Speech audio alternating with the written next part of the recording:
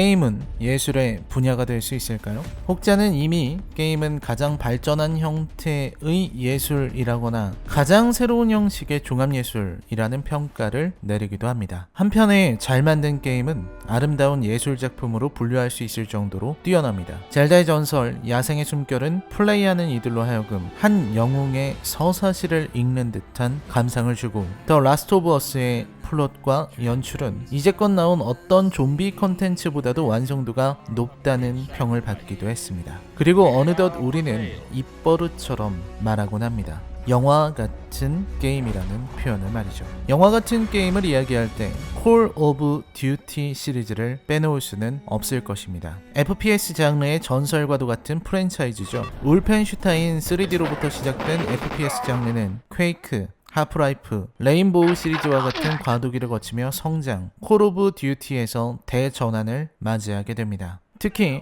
콜 오브 듀티 모던 워페어는 컷신과 게임 플레이의 유기적인 연결과 영화적인 연출을 가미한 작품으로 가히 게임 역사에 결정적인 영향을 미쳤다고 해도 과언이 아닐 겁니다. 우리가 대형 FPS 게임을 기다릴 때 기대하게 되는 화려한 연출이 바로 모던 워페어에서 시작된 것이죠.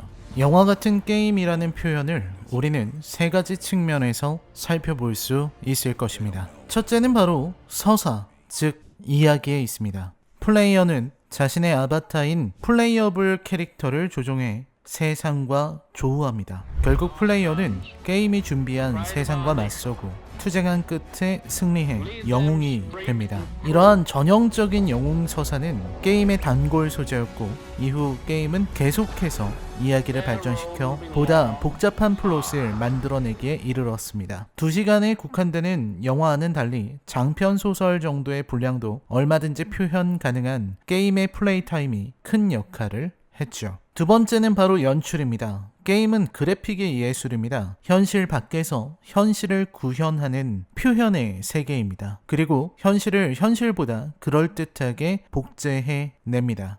단순한 미메시스를 넘어 이제는 현실을 위협하는 지경에 이르렀죠. 트리플 A급 게임에서 표현되는 압도적인 그래픽, 콜 오브 듀티에서 펼쳐내는 화려한 전투 장면과 폭발, 박진감 넘치는 연출들은 현실의 영화가 보여주는 수준을 넘나들고 있습니다. 영화 현장에서는 특수분장, 미니어처, 화공 특수효과, 스턴트 등의 고전 영화 기법이 CG 합성, CG 모델링, 화연 및 동역학 시뮬레이션, 모션 캡처, 디지털 액터 등으로 대체된 지 오래입니다. 그리고 이러한 기법을 극단적으로 추구하는 업계가 바로 게임 업계죠. 이미 게임의 연출은 현실의 카메라를 넘어서는 속도로 움직이며 박진감을 표현하고 있습니다. 셋째는 바로 유저의 참여에 있습니다. 영화에서 만들어낸 세계는 그 세계의 깊이가 아무리 깊다 한들 우리는 겉으로 표현된 부분만을 보게 됩니다. 하지만 게임에서 우리는 그 세계에 깊이 들어갈 수 있습니다. 우리들의 아바타인 플레이어블 캐릭터로 말이죠. 그렇게 우리는 세계를 더욱 강렬하게 느낄 수 있습니다. 이 장면을 보세요. 바로 이 추격 장면에서 영화였다면 카메라가 지정한 곳을 관객이 따라가는 수준에서 머물겠지만 게임은 다릅니다. 어느 방향으로 고개를 돌릴지, 어떤 순서로 먼저 싸울지를 하나씩 정할 수 있는 것이죠. 그렇기에 영화 같은 연출은 영화를 넘어선 게임 같은 연출로 이어질 수 있는 것입니다. 마찬가지로 이러한 유저의 적극적인 개입은 이야기를 분화시키게 됩니다. 선택의 요소를 넣을 수 있고, 이는 분기가 구분되는 다양한 전개 그리고 멀티 엔딩으로 이어집니다. 그야말로 게임이 지닐 수 있는 고유한 형태의 이야기 전개 방식이죠. 콜 오브 듀티 블랙옵스 콜드워는 앞에서 설명한 세 가지 요소를 모두 충족하고 있는 게임입니다. 우선 서사, 이야기에 있어서 여러 특징들을 보여주고 있는데 과거의 유산과 이야기의 독창성이 바로 그것입니다. 블랙옵스 콜드워는 냉전이라는 작품 제목의 의미처럼 1980년대를 배경으로 하고 있습니다. 냉전의 막바지죠. 1945년부터 1991년 소련의 붕괴까지 이어지는 냉전 체제는 2차 세계대전 이후 지금의 세계 질서를 만들고 세계의 형태를 확정했던 결정적인 시대였습니다. 냉전 시대의 경험을 통해 인류는 많은 어려움을 이겨냈고 냉전의 결과로 지금의 시대가 만들어졌다는 것은 바꿔 말하면 총성 없는 전쟁이라는 냉전도 또한 양 세력의 목숨을 건 투쟁의 다른 방식이었음을 짐작하게 합니다. 이야기는 1980년대 미국, 역시 CIA가 등장합니다. 80년대 CIA 블랙옵스 시리즈를 즐긴 사람들이라면 바로 떠오르는 인물들이 있죠. 영원한 주인공 알렉스 메이슨, 그의 친구 프랭크 우즈, 그리고 허드슨 같은 캐릭터들입니다. 특히 허드슨은 무척 반갑죠. 그리고 눈을 의심하게 만들 인물 로널드 레이건 대통령이 등장하죠. 대통령의 승인하에 목표가 확정됩니다. 이들의 목표는 소련의 스파이 페르세우스를 찾는 것, 그리고 벨이라는 이름의 신입 CIA 요원이 등장하고 이들은 애들러와 함께 페르세우스를 추적하기 위한 여정에 들어갑니다. 기억 속 어딘가에 자리 잡은 페르세우스의 기억, 그 시작은 바로 1968년의 베트남이었죠. 블랙옵스 콜드워의 이야기는 시대를 넘나듭니다. 80년대의 분위기와 추억을 느낄 만한 공간과 이야기가 진행되다 문득 베트남으로 무대를 바꾸기도 합니다. 미국과 소련은 직접 다툰 적은 없지만 얼마든지 대리전의 형태로 전쟁을 벌였습니다. 그러한 역사적인 틈이 존재하기에 콜 오브 듀티는 그 역사의 틈 안에서 새로운 이야기를 펼칠 수 있는 겁니다. 무엇보다 저는 블랙옵스 콜드워의 이야기가 전형적인 미국식 영웅 만들기의 스토리에서 한없이 벗어났다는 것을 말씀드릴 수 있을 것 같습니다. 시나리오의 완성도가 예사롭지 않은데 이번 작품 블랙옵스 콜드워에는 데이비드 고이어가 캠페인 작업에 참여했는데요. 이 사람은 배트맨 비긴스, 맨 오브 스틸의 각본을 썼고 다크나이트의 각본에 참여한 경력이 있는 작가입니다. 캠페인의 완성도가 높아진 이유 중 하나죠. 또 플레이어의 선택으로 인해 이야기가 분기를 맞이하고 엔딩도 여럿으로 갈리는 멀티 엔딩으로 이어지는 부분을 꼭 언급하고 싶더군요. 제가 전에 리뷰한 더 라스트 오브 어스 파트 2와는 다른 모범적인 사례를 보이는 후속작의 예로 콜 오브 듀티 블랙옵스 콜드워를 들 수 있을 것 같습니다. 그 이유는 이후에 따로 언급하도록 하겠습니다.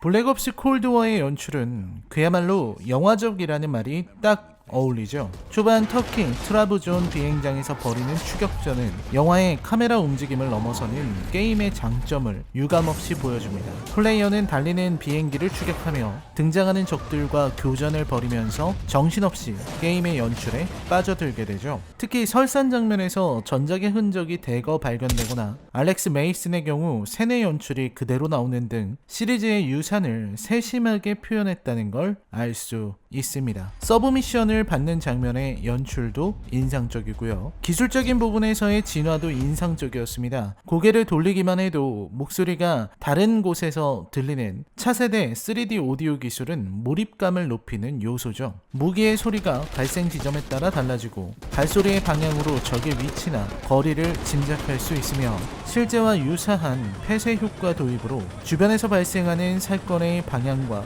거리를 알아챌 수 있다고 합니다. 거기에 우선 위협도 시스템을 반영해서 전장에서 들리는 소리 중 우선순위를 동적으로 부여한다고 합니다. 전투에서 꼭 필요한 소리를 선별적으로 들려주는 시스템을 도입한 데다 현실감 있는 폐쇄 효과와 반향음 등은 이번 작품이 플레이어를 세계로 빠져들게 만드는 마법의 도구로 소리를 무엇보다도 깊게 고민했음을 짐작하게 만듭니다. 롤러코스터 방식의 캠페인 진행이라든지 역사를, 시대적 상황을 파악하게 만드는 이야기, 결말을 가늠할 수 없는 스토리 구조는 분명 싱글 플레이 경험을 더 만족스럽게 만드는 요소입니다. 게임에 빠져들었기 때문인지 이야기가 더 길었으면 좋겠다는 바람이 들더군요. 특히 멀티플레이와 좀비 모드 등 콜 오브 듀티다운 요소들을 빼놓을 수 없겠습니다. 이러한 모드들은 콜 오브 듀티 프랜차이즈가 지금까지 인기를 누리게 해준 핵심적인 요소들이죠. 싱글 캠페인이 서사, 연출, 참여에 있어서 게임의 가능성을 크게 끌어올렸다면 멀티플레이와 좀비 모드는 놀이라고 하는 게임의 전통적인 기능을 충족시켜주는 요소입니다. 이야기에 푹 빠졌다면 이제 이 게임을 가지고 놀아봐야죠. 바로 그 놀이의 재미야말로 우리가 게임을 하는 가장 중요한 이유일 테니까요. 혹자는 블랙옵스 콜드워가 블랙옵스만큼은 아니라는 평을 내리고 또 다른 누군가는 콜 오브 듀티가 돌아왔다고 주장합니다. 하지만 저는 이렇게 말하고 싶네요. 콜 오브 듀티는 블랙옵스 콜드워로 한 발 나아갔다고 말입니다. 그 보폭의 넓이가 어느 정도인가를 떠나서 진보는 그 자체로 위대한 것이죠. 그 진보를 직접 확인해 보시는 건 어떨까요? 백문이 불여일견이니까요. 라이너의 컬처 쇼크, 콜 오브 듀티, 블랙옵스 콜드워의 이야기로 여러분과 함께 했습니다. 시청해 주셔서 감사합니다. 저는 다음 리뷰로 찾아뵙겠습니다. 이건 계획에 없었잖아!